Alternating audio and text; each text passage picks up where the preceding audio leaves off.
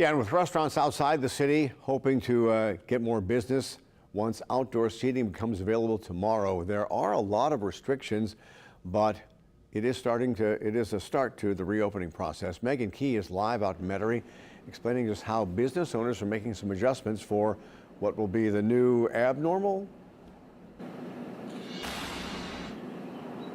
Yeah, it's been a tough couple of months for local restaurants in our area, most who have seen a significant decline in business since the stay-at-home orders went into effect. But starting tomorrow, restaurants outside of the city of New Orleans will be one step closer to operating fully.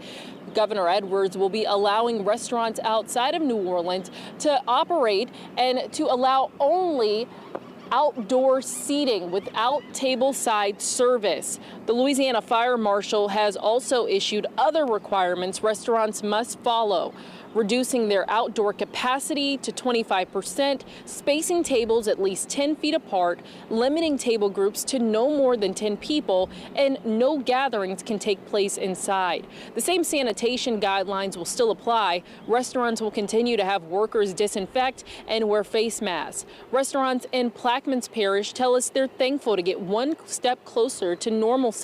Our Eyewitness News team also spoke with them and Parish President Kirk Lapine about it.